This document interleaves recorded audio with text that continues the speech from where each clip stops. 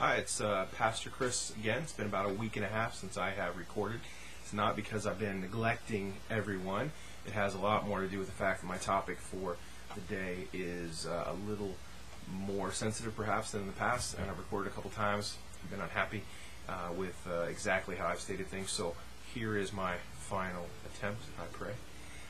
And the question is simple in essence. It's we feel like we have a pretty good understanding of the biblical view of salvation. However, when the person in question is mentally handicapped in some way, perhaps developmentally disabled, has issues with relationships and complex, mental gymnastics, I guess, can't see things other than very physical things, can't understand things other than very physical, very mundane things, how does salvation translate to them? If we believe that salvation comes through Christ and Christ alone, and a relationship in that, and that is by faith, not by any work of our own, so that we may not boast. If that's the case, then how is it that a person with limited mental capabilities can get to that point? And there's a couple different things. If you're going to do your homework on this topic, theologians point you to a couple passages.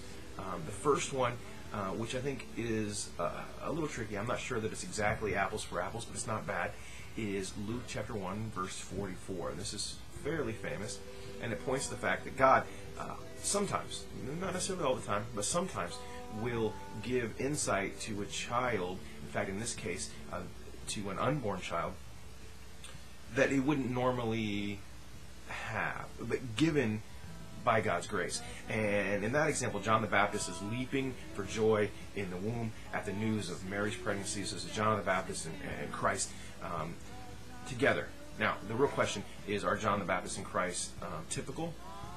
And I would have to say no, they're not typical, and so it could very well be that God the Father has done something explicit here, something that doesn't happen in regards to all children. However, to take that possibility away is silly, because it's obviously happened right here. So what it really comes down to is the essence of what is or what isn't salvation.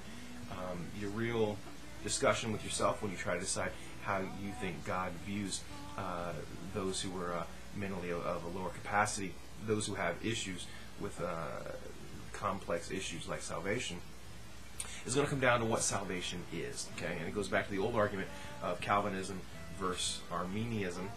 And the hard part, I think, for those of us who lean probably harder on the Calvinistic side, is to realize again that salvation has everything to do with grace. It has nothing to do with me, all to do with grace. It is relationship, and it is faith. I would say that my faith is significantly different from the faith of my children. But to diminish their faith and say it's not real, well, that's silly also. And I would say my faith is distinctly different from, say, those who actually walked and talked with Christ. But to say that my faith is less than Paul's perhaps would be odd. I just said Paul. He didn't actually do the walking and talking, did he? Of any, pick any of the disciples, Paul is probably exactly the wrong choice. So all that to say that my faith doesn't have to equal someone else's faith to be saving grace. And I would point you, if you have concerns about this and about God's love, to Ephesians chapter 2, verse 5, which I think is a much better example of how salvation works for everyone.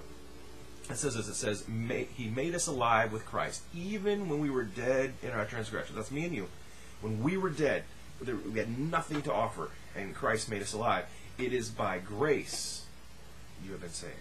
By grace you've been saved. Meaning that all salvation is by grace. So to put my standard of how I must view God the Father to get us to salvation is perhaps me limiting God's grace in the first place. So yeah, I do believe that those who have limited capacity for understanding can receive Christ's blessing just like I can. What it looks like may be significantly different than what it looks like for me and how I understand it, but not to diminish it in any way. I suppose if we had a doctor here who was discussing exactly what these impairments can mean, maybe we'd have a lot more specifics to discuss. But I think salvation for the mentally impaired comes in exactly the same ways it does for us, handicapped or not handicapped. I believe it's all about faith and it's all about relationship. Ephesians chapter 2, verse 5. Christ is the first one to point out that the true and genuine faith of a child, and uses that to basically put those of us who are learned in our place. And so in a lot of ways, I wish my faith was a little simpler. I hope that answers your question. If it doesn't, shoot back, and I will try again. God bless. I'll talk to all of you next week.